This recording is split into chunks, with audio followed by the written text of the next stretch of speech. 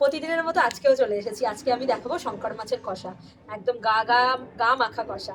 ঠিক আছে, তো ফার্স্টেই আমি একটা মশলা বানিয়ে নেবো শঙ্কর মাছের কষা বানানোর জন্য।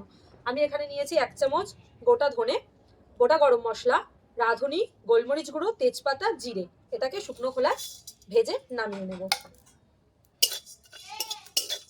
মশলাটার থেকে সুন্দর গন্ধ উঠেছে, মশলাটা ভাজা হয়ে গেছে, এটা আমি নামিয়ে নিলাম। এইবার আপনাদের বলছি আমি কিভাবে কি করব। এই শুকনো মশলাটা, তার সাথে আমি নিয়েছি কাঁচা লঙ্কা, এই কটা রসুন, আর এই আদা। এই 3টে জিনিস আমি একসাথে আর মশলাটার সাথে পেস্ট করে মশলাটা বেটে নিয়েছি। এবার আমি শঙ্কর মাছটাকে ছোট ছোট করে কেটে নিয়েছি, কেটে এর মধ্যে নুন হলুদ মাখিয়ে নিয়েছি। এটাকে এবার আমি সর্ষের তেলে হালকা করে ভেজে নেব। কড়াইতে দিয়ে দেবো সর্ষের তেল পরিমাণ মতো।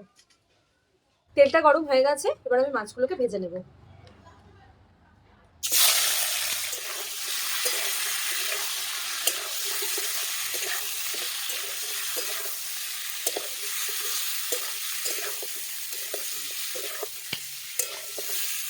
মাছটা ভাজা হয়ে গেছে, এবার তুলে নেবো। কি বলুন তো, মাছটা এত নরম আর এত সুন্দর, হালকা ভাজতে গিয়েই দেখুন পুরো ভেঙে যাচ্ছে।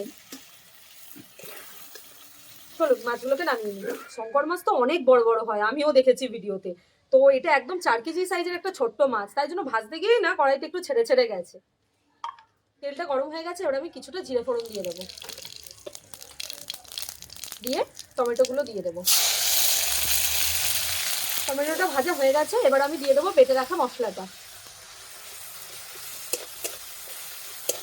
হলুদ গুঁড়ো 1.5 চামচ পরিমাণ হলুদ গুঁড়ো, অল্প একটু কালারের জন্য একটু সামান্য লঙ্কার গুঁড়ো দিয়ে দেবো, সামান্য চিনি দিয়ে এটাকে ভালো করে কষাবো।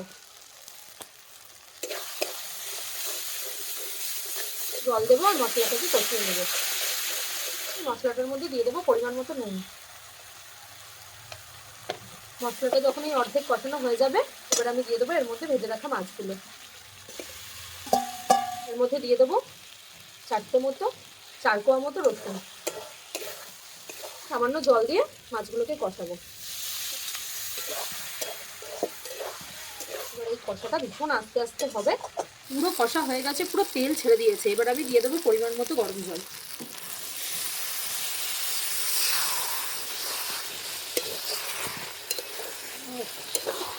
দেখুন পুরো গন্ধে চারিদিক পুরো মম করছে।